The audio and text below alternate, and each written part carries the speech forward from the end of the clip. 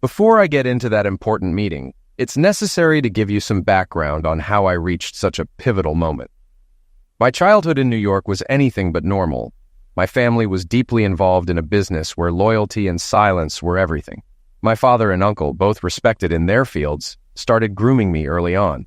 By 17, I was already part of their world, learning the ropes of both the legitimate construction trade and the darker aspects of our family's business. I began as a laborer in construction during the summers, but soon got more involved in the family's other dealings. By my early 20s, I had done my first collection job and understood what loyalty meant. I earned my place not just because of my name, but through my actions. However, this life also led to a troubled marriage with a woman who couldn't handle the world I was tied to. That marriage eventually fell apart, opening the door to a life-changing encounter. I found myself in a small Italian restaurant in Italy waiting to meet Don Enzo, the man who controlled northern Italy. This required discretion, so a public place was chosen. As I entered, the waitress spoke to me in perfect English before I had even said a word. When I asked how she knew, she said Don Enzo's capo had described me to her. The meeting had already begun. She brought me a carafe of local red wine and asked if I wanted something to eat. I ordered a medium pizza with cheese and pepperoni, and she served it with utensils, as is custom in Italy. The place was filled with the smell of wood-fired pizza and a haze of cigar smoke. As I ate my second slice, they walked in. The restaurant fell silent. Everyone quickly found something else to focus on, and within moments, the place emptied out. 2 men entered first, scanning the restaurant. One checked the restrooms, the other, the kitchen. Then came the third man, tough and cold. His hand stayed in his coat, though it wasn't cold enough for one. I suspected he had a weapon. He stared straight at me, and I stared back, refusing to blink. The 2 men finished their check and nodded to the tough guy, who then opened the door and made a signal without breaking eye contact. I calmly continued eating my pizza. They weren't my enemies, but they weren't my friends either. One wrong move, and I'd be sleeping with the fishes. It was my first time meeting their boss, and it felt like a power struggle, both of us sizing each other up. If I showed any weakness, I might as well head back home, as no business would be done. A small man in his 60s entered, though I later learned he was in his 70s. Impeccably dressed and commanding respect without a word, his men seemed to stand at attention in his presence. He locked eyes with me, inspecting me carefully. I stood up slowly to avoid appearing threatening. One wrong move, and I could be in serious trouble. I gestured to the seat across from me and asked the waitress, "Please bring the Don a glass so we can share this wine and perhaps the pizza." The Don's stern look softened, and he smiled. "Of course, I'll join you, Mr. Pergolizzi," he said, though his eyes remained sharp. I wasn't surprised he knew my name as our meeting was arranged. As we sat, the waitress treated him like royalty, almost as if she might kiss his ring. I wondered whether this devotion came from fear, respect, or loyalty. It was hard to tell, but it fascinated me. In New York, loyalty usually came from fear, intimidation, or money. There was no friendship, only family, and even that couldn't always be trusted. So I watched Don Enzo closely as he watched me. We shared pizza and wine, and he asked about my family, my Uncle Bruno in particular, who was the American version of him. They had met before, though I was surprised by how well informed he was about my cousins, wife, and other relatives, none of whom he had met. He signaled the waitress to clear the table and bring coffee. Italian coffee, I warned, is strong, far stronger than anything from Starbucks. He added a ridiculous amount of sugar to his and took a sip, saying, "Buono." I tried mine and nearly choked. He suggested more sugar, but it didn't help. I kept coughing, and he laughed, pinching my cheek, saying, "We'll make an Italian out of you yet." He ordered cappuccino with extra cream for me, which was easier to drink, but still strong. As we sipped, I noticed we were now alone in the restaurant. "Shall we talk about your request now?" he said. And as he spoke, my thoughts drifted back to when this life of mine began. When I was about 14, my dad started taking me to work with him. He worked for my Uncle Bruno, building shopping centers. My dad handled turning empty lots into rough buildings, 4 walls, a roof, and the parking lot. My uncle had another foreman who took care of the interior finish work. Together, they made a lot of money. I began working as a mason's helper after school and during summer breaks. It was fun, and I made some pocket money. At first, I supplied 1 mason with bricks and mortar, but soon I was keeping up with 4. Over the summer, I traded my baby fat for muscle. Then I got introduced to cement blocks, which were much heavier. Carrying them was tough, and by the end of 2 weeks, my arms felt like they were dragging. But by my second year, I could keep up, and by the third, I was in great shape. supplying 4 masons while staying ahead of the game. During my 4th summer, things started going missing. Tools, stuff from cars and trucks. We couldn't figure out who was stealing. One day, while catching my breath on the scaffolding, I saw a shadow below, opening a toolbox. Without thinking, I pushed a stack of blocks and they fell onto the thief. He wasn't wearing a hard hat, and the impact was severe. The EMTs later said he didn't survive the fall. Some guys quickly pulled me down the other side of the scaffolding and told me to keep quiet. If anyone asked, I was supposed to say I was on the other side of the building. And that's how I liquidated my first man. There would be more in the years ahead. After that, my dad, uncle, and the crew treated me like a hero. I was blooded and became one of the men. Suddenly, I was hearing conversations about family business I had no idea existed.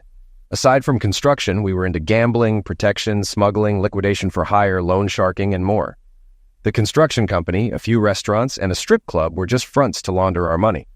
My uncle Bruno had a son a couple of years older than me, and we grew up as best friends.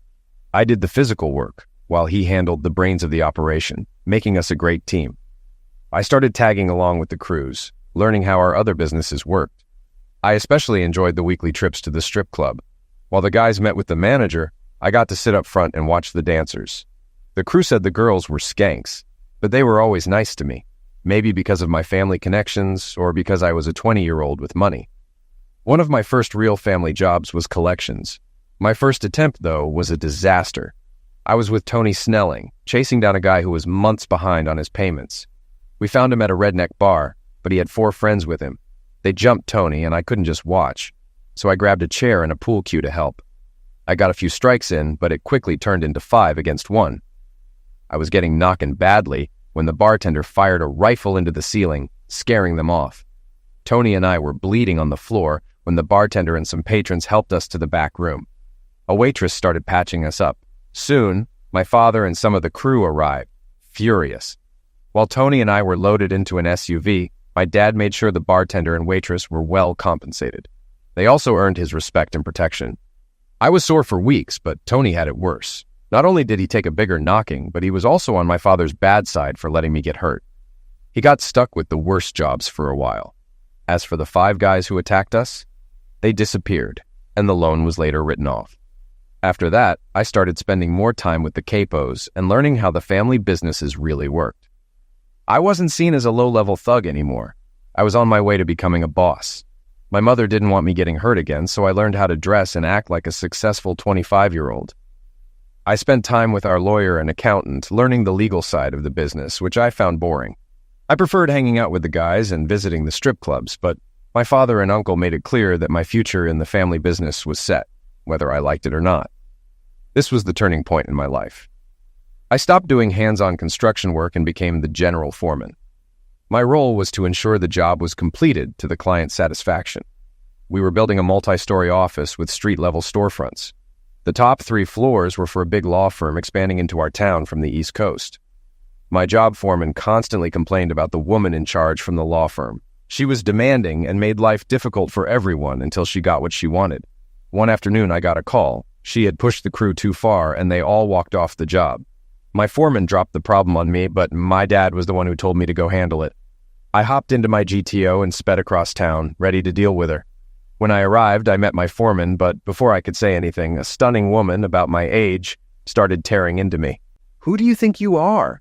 What makes you think you can do what these guys couldn't with your fancy clothes and car?" She kept ranting, but I just stood there, mesmerized by her beauty. When she finally paused, I asked her to dinner. That set her off again, though not for as long. "You still haven't answered my question about dinner," I said calmly. She looked at me, really seeing me for the first time, and after sizing me up, said, "Okay." It was almost 5 p.m., so I offered to take her to her hotel to change. I waited in the car for nearly an hour, getting more and more frustrated. But when she finally came out, I forgot my irritation. She looked stunning, her hair soft, eyes sparkling, and she smelled amazing. Originally, I planned to take her to a casual spot, but she looked so good that I decided to take her to Portofino's, the best restaurant in town, and one my family owned. "Would you mind if we go to Portofino's?" I asked. She said, "I'd love that, but isn't there a 30-40-day wait for reservations?" "With you looking this beautiful, I'm sure we can walk right in," I replied, using my usual charm. She gave me a curious look, then smiled wide at the compliment. I drove us to the restaurant, pulling up at the front. A valet opened her door, and I handed my keys to his partner. Another staff member opened the door for us, and the maitre d' led us straight to a table. No wait, no questions, just flawless service. She was clearly impressed. After we sat, I said, "I realize we haven't been formally introduced. I'm Luis Pergolizzi, General Manager at Monroe Builders. Please call me Lou." She smiled and replied, "Nice to meet you, Lou. I'm Sophia Jones, Office Manager at Nixon and Hargreaves Attorneys. I'm impressed with your restaurant choice." "Nothing but the best for a beautiful woman like you," I said. We had a great dinner and danced in the club room. I spotted my dad in the crowd later but waved him off. I knew I'd hear about that the next day. I was a gentleman all night, and when I took Sophia back to her hotel, I gave her a soft goodnight kiss. I didn't push for more because I wanted to see her again. A year later, I was standing at the altar, watching her walk toward me on her father's arm. It was a beautiful wedding with all my family and co-workers, and she invited her law firm friends, including the senior partners. The lawyers were standoffish with my family and construction crew, probably thinking they were better than us. Screw them. We had more money and power locally than they did. They didn't really know us, though. We kept a low profile, appearing as small-time businessmen. About 5 years into the marriage, I noticed changes in Sophia. She started acting like the stuck-up lawyers, dragging me to their parties and ignoring my friends and coworkers. She'd leave me at the table to dance with those phonies. They were polite to me, but never truly engaged. They'd listen when I talked, then continue their conversations as if I wasn't there. At one Christmas party, I noticed a particular attorney had my wife's full attention while I was completely ignored. It wasn't just a case of working with the backs, but keeping hands off their women. It was worse. I saw them kissing in a dark corner of the dance floor, his hands on her waist. I didn't feel very festive after that. I waited for the lawyer near the emergency stairwell and, when he passed, shoved him down the stairs. It happened fast, and no one saw. He was hospitalized for months, and doctors weren't optimistic about his recovery. When we got home, Sophia and I had a huge fight about her behavior. She never connected her friend's accident to me. That was the last office event I attended. After that, she went solo. Despite my threats, she had guts. My family noticed the growing tension. One day, my uncle approached me. "Lou, I see things aren't going well with Sophia. Divorce isn't desirable in our family. Does she know about our true business?" I shook my head. "No, she doesn't." He nodded. "If she embarrasses the family, I'll have to take action. It's a matter of family honor." I knew exactly what he meant. Both my marriage and Sophia would be over. For the next 6 years, we lived as roommates. I stayed in the guest room. She stayed in the master.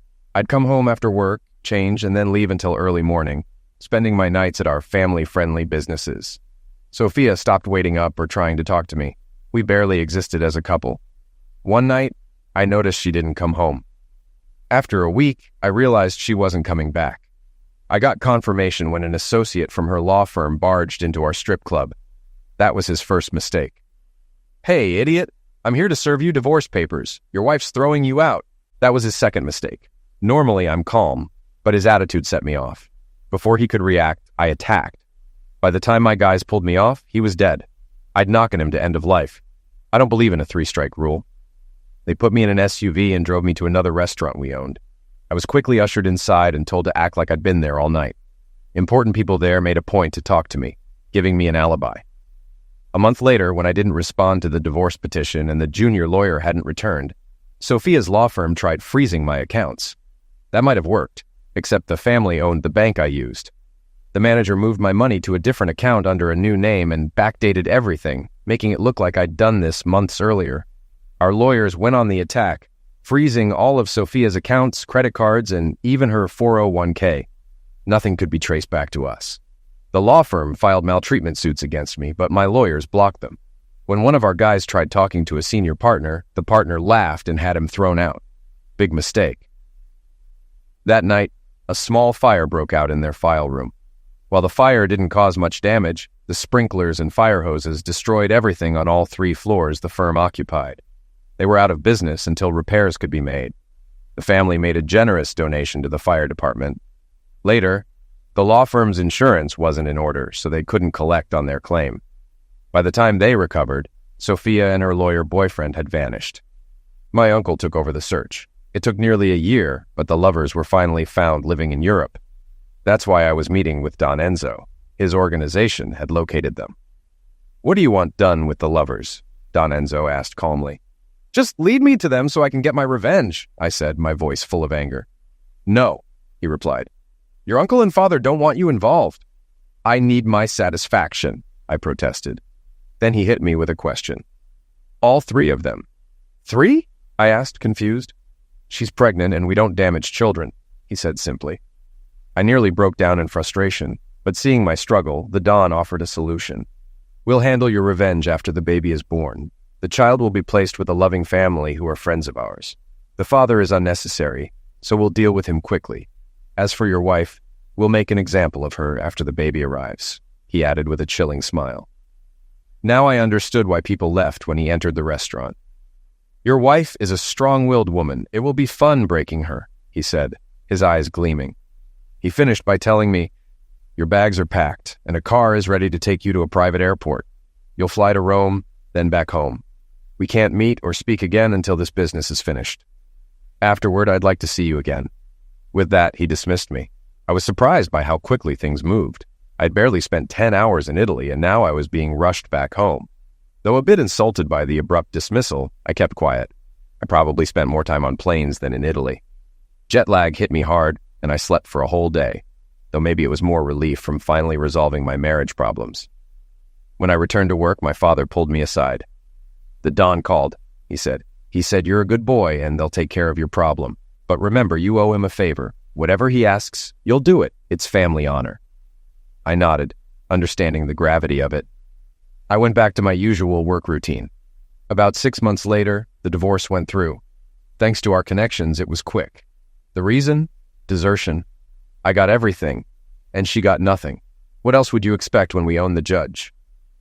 Almost a year later, I found an envelope on the front seat of my locked car. The alarm was still on, and nothing was disturbed except for the envelope. These guys are good, I thought. I peeked inside and saw part of a newspaper, but decided to wait until I was somewhere private to read it. On my drive to the office, traffic was terrible. Slow drivers, distracted people, and student drivers, all making me anxious to see what was inside. Finally, at my desk, I pulled out 2 clippings from an Italian newspaper. Though I could speak Italian, reading it wasn't my strong suit. One article was circled, so I tried sounding out the words. It described a man's body washing ashore. He and his pregnant wife had disappeared after renting a sailboat for a day trip. The timeline matched, and it was clear the couple was Sophia and her boyfriend. I wondered, why was the baby liquidated? Since Don Enzo had always said, we don't do kids. But I shrugged it off. My problem was solved. I shredded the article, satisfied. I'd tell my dad in the morning and he'd be proud. That night, I felt like celebrating. About a year later, another envelope appeared on my car's front seat, despite it being locked and the alarm set. Someone had gone through a lot of trouble to get it there. Just wait until I see that salesman again, I muttered. It felt like déjà vu as I drove to my office, wondering what was inside. This one was thicker, more like a pamphlet than a single sheet. I opened it and emptied the contents on my desk. It was an underground adult magazine. The cover showed an unclothed woman being brutally attacked, her face twisted in horror. The realism was unsettling. You could almost hear her scream. A yellow post-it marked a page. I turned to it and saw another woman, also attacked, her head shaved. Then I realized it was Sophia, my ex-wife. Her eyes weren't vacant like the others. They were filled with hatred directed at the camera. She was still fully aware of what was happening. I now understood Don Enzo's words, it will be fun breaking her. Sophia was tough and would suffer for a long time. I almost felt sorry for her. Almost. I kept the magazine to show my dad and Uncle Bruno. They would get a kick out of it. They had little respect for women who disrespected their men. 6 months later, my dad called. Bruno and I need to see you in the office now, he said, and hung up. When they called, you didn't ask questions. I knew I hadn't messed up, so I just hoped it wasn't about cleaning up someone else's mistake. In the conference room, my uncle spoke. Don Enzo wants to see you again. He's sending a plane next week. Plan on staying for 3 weeks. He's got people for you to meet, and a surprise. But I don't want to go, I complained, but they ignored me. Just be ready. We'll send a limo. Soon, I was on a private Gulfstream jet, the only passenger besides a stunning blonde flight attendant, about 25 to 28 years old. She was 5'4", curvy, and hard to ignore. I tried to keep my focus on her eyes. She smiled and said, "It's okay to look. Men have been staring since I was 15. I chuckled. "It's not polite to stare. You've got beautiful eyes, and your face isn't bad either." If you keep up the compliments, I might let you touch them, she teased. Call me Lou, I said. It's a long flight. We might as well get acquainted. I noticed a huge diamond ring on her finger. She's married, I thought. I took her hand and said, Too bad someone knocked me to you. We could have had fun. She gave me a sad smile and replied, It would have been nice. She guided me to my seat and went over the flight rules and amenities of the Gulfstream. There were 2 rooms. Cabins, she politely corrected me. The front cabin was arranged like a living room with 2 couches, plush leather chairs, and a table with bench seating. The aft cabin featured a waterbed and a bathroom that nearly made me laugh. It was all marble and gold, complete with a bidet, bathtub, and separate shower. Antonetta Goya, the flight attendant, sat across from me and buckled in. As she crossed her legs, I saw almost everything. She just smiled, and I knew it was going to be a long flight. The pilot taxied onto the runway, revved the engines to full power, and released the brakes. We surged forward, hitting a few bumps along the way. I was about to scream when the wheels left the ground. Before I knew it, I had unbuckled my seatbelt, and Antonetta was sitting there, grinning like the Cheshire Cat. A woman likes knowing she's still got it, she said with a wink. The flight was great, filled with laughter and jokes for 6 hours. A couple of times the pilot or co-pilot came back to chat. By the time we landed in Milan, I knew I would never want to fly commercial again. The landing was so smooth, I didn't realize we had touched down until I heard the wheels screech. The pilot parked at an empty hangar and shut off the engines. A Bentley limo pulled up by the stairs and 3 men, button men from the old days at the trattoria, stepped out. That could only mean one thing. Don Enzo was in the limo.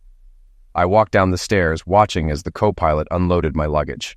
Before I could grab my bags, one of the button men and the driver had already taken care of them. When I got into the car, Don Enzo greeted me with a smile. Welcome back to Italy. My son, Don Enzo.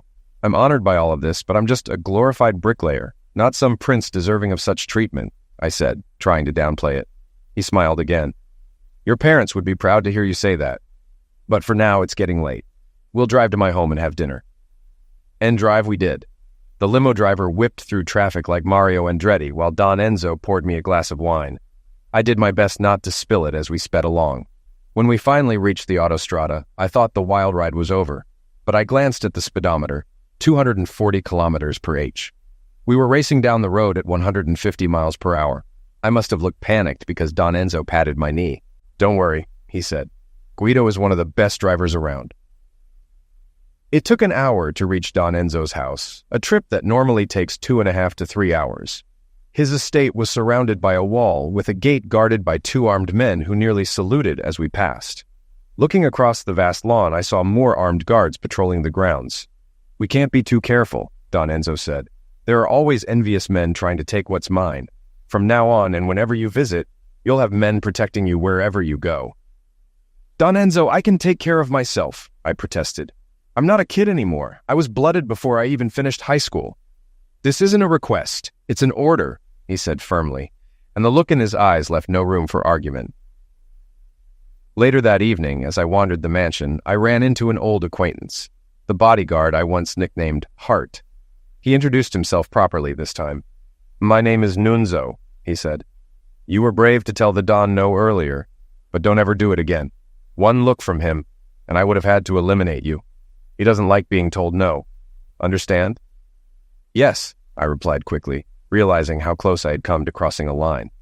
That night's dinner was a feast fit for a king, though I suppose the Don was a king in his own way. It was just the 2 of us in a dining room that could seat 30. He sat at the head and I was beside him. We made small talk and he asked about my family, Uncle Bruno, and his family. I learned that he was 75 years old and had been a widower for 15 years. His wife had died of bosom cancer, and he was still grieving. He had 2 sons and 1 granddaughter, who was the light of his life. The sons, well, I gathered they had disappointed him. We finished dinner and moved to his study for cognac and cigars. The cigars weren't the small Italian-style ones, but top-of-the-line Cubans. I savored mine and the drink, thinking I could get used to this life. Private jets, limos, country estates, mansions, fine cigars. Yeah, I could get used to this lifestyle. The only downside was that people wanted him dead. That put a damper on my daydream. We were both tired. He because of his age, me because of jet lag and trying to keep my eyes in check. His butler showed me to my room. The last thing he said before leaving was, Breakfast is at 9 a.m. I will lay out your clothes in the morning. I'll wake you at 7 o'clock. This was not how I grew up.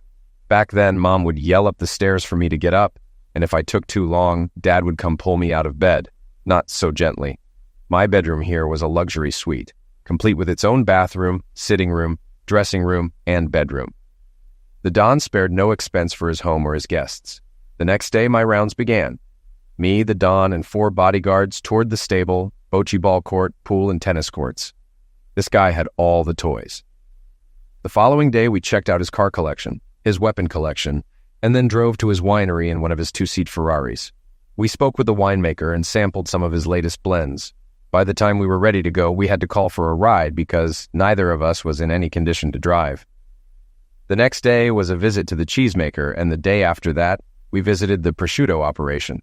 After those 3 days of indulgence, I realized I needed to find a gym. I was eating like a pig. On one of the rides back, I brought up the topic of Sophia, my ex. He explained, we had planned to wait until after her baby was born before taking action, but I got tipped off that they were planning to run. The lovers knew they were being hunted, and their hunters were close. My men followed them, and when they sailed out of Venice, my guys were right behind. He went on. They boarded the sailboat, grabbed Sophia and her boyfriend, then sank the boat and took the 2 of them to a special building where they were held until Sophia gave birth. The boyfriend was taken care of in front of her while she was restrained and unable to intervene. It was a drawn-out ordeal over the course of 2 days. She showed no compassion for him at all. She was a total witch, and it was Sophia's turn. He paused and continued. They misused her for months, but she wouldn't break, so they sold her. I received some photos in an underground magazine showing what had been done to her, but she still didn't break. The last I heard, she was alive and being passed around. The baby is now 2.5 and living with a loving family. For some reason, I was glad the kid was okay. Sophia? I couldn't care less, I responded. The Don wanted to show me his summer villa on the Italian Riviera and introduce me to his granddaughter. She loved the water and spent all her free time there. I wasn't eager to meet her, though, knowing what the Don and his sons looked like. None of them could be described as attractive. I figured she probably inherited the same genes and felt bad for her. We arrived at the villa and were greeted by the cook. Everyone else was either in town, at the beach, or out sailing. His granddaughter wouldn't be back until the next evening. I expected the Don to lose it, but he just looked sad. All he said was grazie when informed of her absence. He showed me around the villa and the village, but his heart wasn't in it. He just wanted to see his granddaughter. 2 days later, we were sipping wine on the patio before dinner when we heard a commotion inside the house. The Don managed to say, "My bambina," before she burst through the glass doors and onto the patio. This whirlwind ran past me and hugged the Don in a bear hug. As I turned toward them, I recognized her voice immediately. I'd spent 5 hours listening to that beautiful voice on the airplane. With a hoarse voice, I said, "Antonietta?" She heard my voice and turned. When I saw her face, there was that same wonderful grin. She threw her arms around me and gave me a kiss I never wanted to end. But the Don had other plans. "At least, let me introduce you two before you start making babies," he said, grinning, which cracked us both up. Antonietta explained how we met. "Ingrid couldn't make the flight you sent, so I volunteered to play flight attendant. Don and I had a wonderful flight getting to know each other, Poppy. He's a good man, a real keeper." We chatted for a while until dinner was ready. Well, she mostly talked to the Don, and I just listened. She was a woman, after all. "So, where's the lucky guy?" "Who's your husband?" I asked. The Don had a funny look on his face, and Antonietta just started laughing again. She told her grandfather, "I lied to him. I had my rings on, and he assumed I was married, so I told him I was. Poppy, he was a perfect gentleman. The whole flight, he even kept his eyes where they should be." We went inside and had dinner. The grandfather and granddaughter had fun teasing me throughout the meal. I've got broad shoulders, I can handle it. No, really, we had a great time. After dinner, we were enjoying drinks on the patio when the maid came out to tell Antonietta she had a phone call. As she left to take it, all sorts of awful thoughts crossed my mind. Who was calling her? A boyfriend? Girlfriend? Lover? The Don tried to calm me, sort of. "It's probably her daughter, Danny," he said casually. "Oh," I muttered, trying to take it in. About that time, Antonietta walked back out and said, "Danny says hi and she misses us." Then turning to me, she added, I can't wait for you to meet her. You'll love her immediately. That's why I wear these rings. If I didn't, people would get the wrong idea about me having a little girl." I just stood there with a dumb look on my face. "No, you silly guy," she laughed. "Danny's adopted. She's in Milan with friends right now. You'll meet her in a couple of days." The next day, Antonietta and I went sailing. She wore a tiny one-piece swimsuit that perfectly showcased her incredible body. You guessed it, I got excited. She was a stunning Italian beauty with a figure that could drive any man wild. I had seen her in clothes before, both on the plane and at the Don's villa, and while her outfits were fantastic, nothing compared to that swimsuit. Even though it was a one-piece, there was more fabric in a typical bikini than in hers. It was just the two of us on the single-masted sloop. My job was to handle the helm and pray as hard as I could. There was no automatic pilot, so I had to keep both hands on the wheel instead of where I wanted them. Damn. At some point in the afternoon, I heard her mention tan lines. Next thing I knew, she was lying on the front deck and her swimsuit had disappeared. After a while, she came over and started applying sunblock to me. Once I was covered, she took the helm, and I got to return the favor, rubbing sunblock over her perfect body. I took my time, paying special attention to all the right spots. When I finished, her knees went weak, and I had to wrap my arms around her to keep her upright while also grabbing the helm. When she regained her composure, she turned in my arms and kissed me long and deep. "Thank you," she whispered. "I needed that.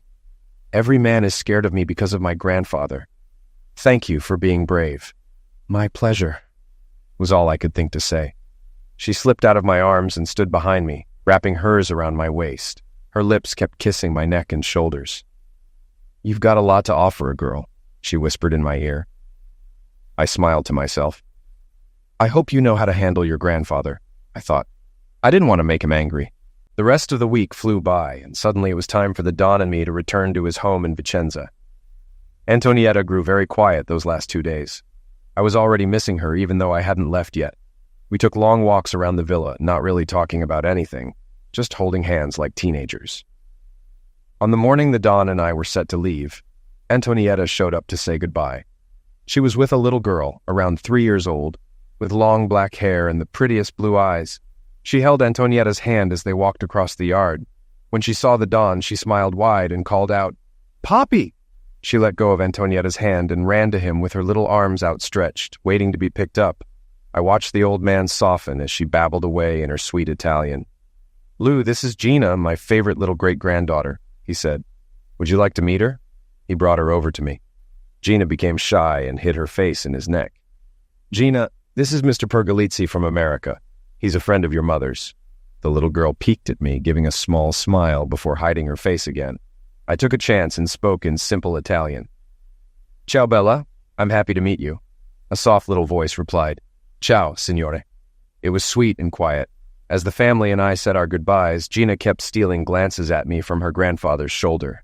Each time I caught her, I smiled and winked, which made her giggle and turn away. Antonietta said, "I think you've made a new friend." When it was time to leave, there were hugs and kisses all around. Gina was back in Antonietta's arms when I heard her whispering something. Antonietta smiled and said, "Someone wants a kiss from you." I turned to see Gina reaching out to me. I walked over, and she wrapped her little arms around my neck while Antonietta held her. She gave me a quick kiss on the cheek before hiding in Antonietta's neck again. But this time, there was a little smile peeking out as she looked at me. The Don and I spent most of the 4-hour drive back to his compound in silence. I didn't know what he was thinking, but my mind was on the 2 females I had left behind at the villa. One thing was certain. I wasn't done with them. The flight home was long and usually lonely, but even with Inga's beauty sitting next to me, I couldn't stop thinking about the 2 females I had left behind in Italy. I settled back into my routine at home, but time flew by. I found ways to relieve my stress, but for some reason, I kept imagining it was Antonietta, or maybe just wishing it was her. Either way, the relief wasn't as satisfying as I wanted. 2 months later, I found another envelope on my car seat. This time, I knew it was from Don Enzo. His delivery method was unmistakable. I headed toward my office, where my father and Uncle Bruno were already in. They gave me curious looks as I walked by. "A message from Italy," was all I said. Once in my office, I opened the envelope and shook out its contents. A single handwritten page slipped out, and I started reading the shaky handwriting. "My dear, I want to thank you for your visit. It was truly nice getting to know you. I feel as if I have another son, one who respects his father, unlike my own two. Anyway, I'm writing because I have two very unhappy girls here. A little one who keeps asking where her daddy is, and an older one who spends all her time staring into space. It seems you've made quite the impression on them. If you have the time and a little compassion, here is Antonietta's phone number. I'd love to see them smile again. Best wishes, Enzo. I immediately dialed the number at the bottom of the letter. The phone rang, and just as I expected to get voicemail, a sleepy voice answered. Pronto? I had completely forgotten about the time difference. Ciao, Antonietta, it's me, Lou. She almost burst my eardrums with her scream. Carl! I heard some noise and confusion in the background before she continued.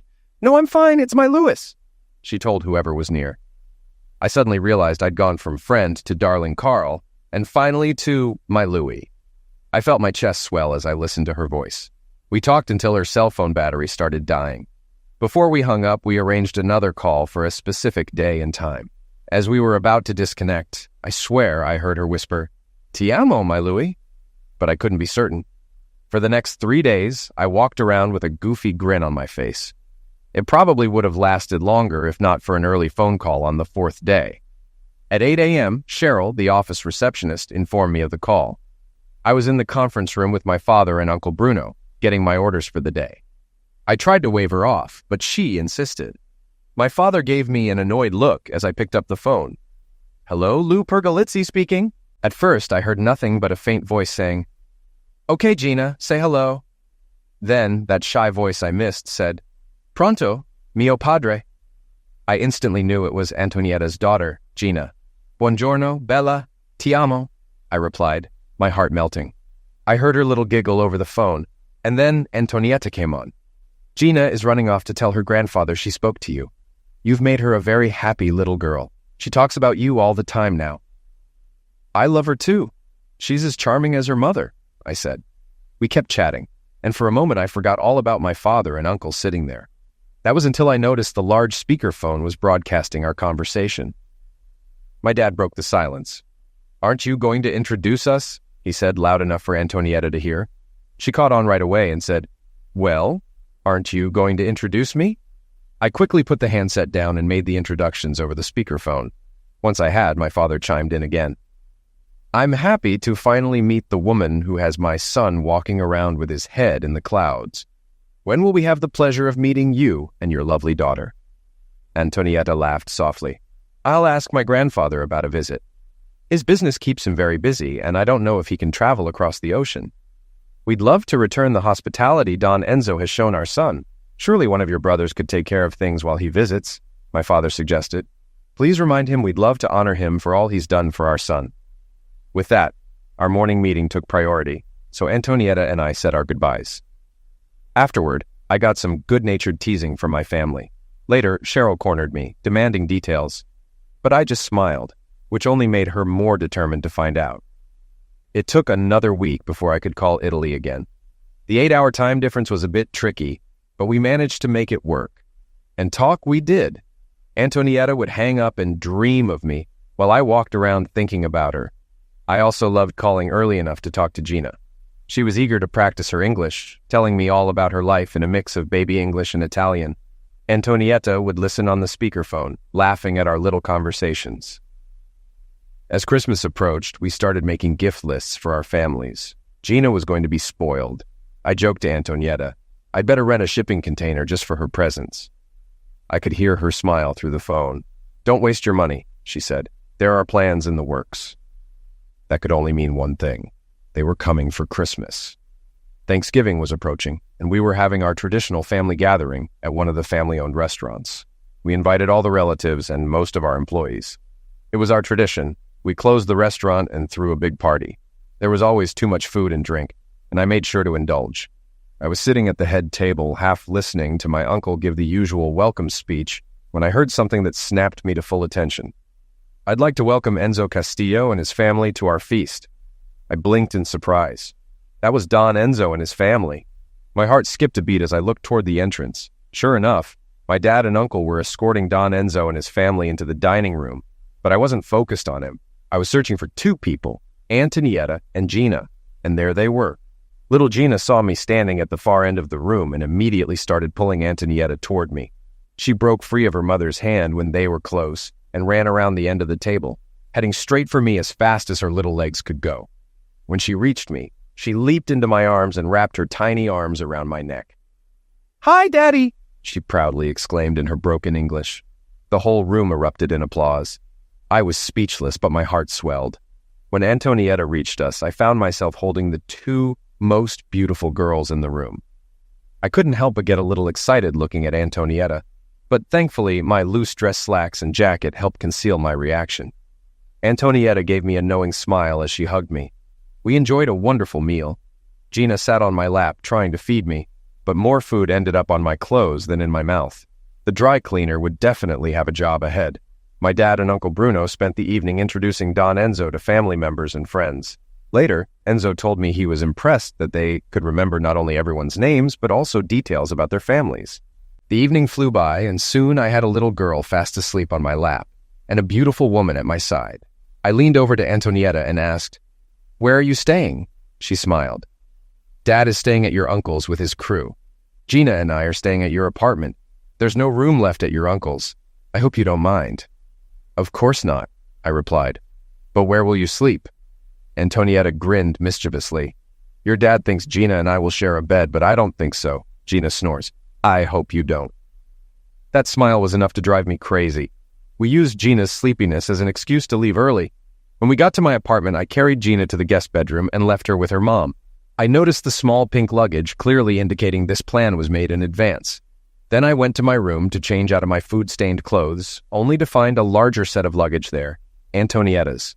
I undressed in the bathroom and got into the shower, trying to clean up from Gina's messy attempt at dinner. I had just lathered up when I felt the shower door open, and someone joined me. Hands started rubbing soap on my back, then moved to my front. We both had a great time in the shower, laughing and teasing each other. Afterward, I picked her up, turned off the water, and carried her to my bed. We made love for the next 2 hours and fell asleep wrapped in each other's arms. We made love again in the morning, a sweet, gentle way to wake up. We were still lying there, holding each other, when we heard Gina calling for her mommy. She'd woken up in an unfamiliar room, confused. I dove under the covers while Antonietta threw on a cotton nightgown and rushed to comfort her. A few moments later, mother and daughter came into the bedroom. Gina looked up at us and asked sweetly, "Can I sleep with you and Mommy, please?" So there we were, 4 of us in bed. Me, Antonietta, Gina, and a fuzzy little stuffed animal named Peppino. As I lay there watching them, I realized something important. I wanted this. I wanted a family. My days of playing the field were over. Now I just had to convince Antonietta and her father. Gina, it seemed, was already on my side. As Antonietta and Gina slept beside me, I started making plans. Convincing Don Enzo wouldn't be the hard part. He liked me, and had made it clear he was disappointed in his sons. He saw me as a better fit for the family, even though I wasn't related by blood. He'd welcome me without hesitation. Antonietta, however, was the real challenge. She wouldn't commit. She was happy with things as they were. She and Gina could live with me, but she didn't feel the need to formalize it with marriage. Both our families tried to convince her, but she was stubborn. I could sense something deeper was bothering her, something she hadn't shared. It all came to a head the week before they were supposed to return to Italy. I was sitting on the balcony with Gina when Antonietta came out, holding some papers. Her expression was serious, and I knew this wasn't going to be an ordinary conversation.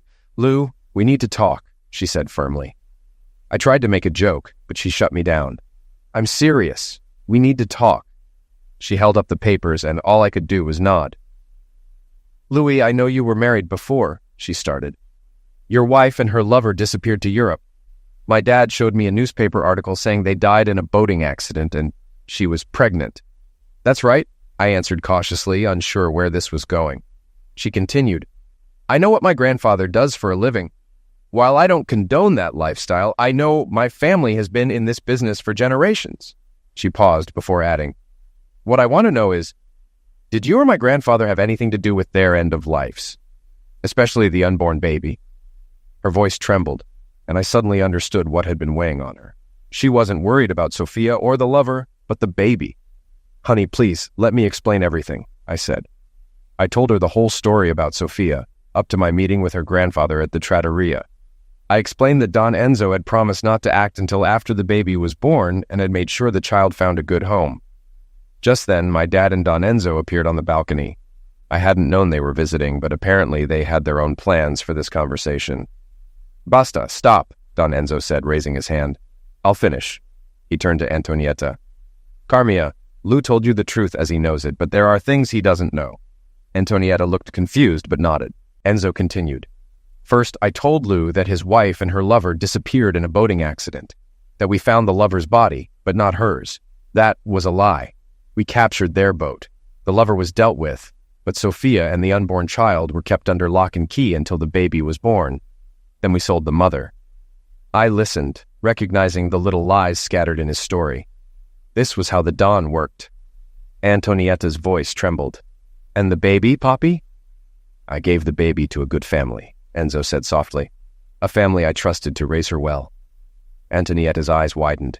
"She's sitting on your lap, isn't she, Poppy?" Enzo nodded slowly. "Yes, Gina is Sophia's daughter." Antonietta gasped, covering her mouth. "Oh my God, Gina!" Turning to me, Don Enzo asked, "Louis, do you have a problem raising that child?" I looked at him, my heart heavy but certain. "No, Papa, I don't." "And you, my granddaughter," he said, turning to Antonietta. "Do you have a problem raising this child now that you know the truth?" Antonietta almost collapsed into her chair, but managed to say, "No, Papa, I love her as if she were my own." "Then why won't you accept Louis's proposal?" he asked. Antonietta looked at me, her eyes filled with tears. I promise I will accept the very next time he asks me," she whispered. I didn't waste a second. Right then and there, I dropped to one knee and asked her to marry me again.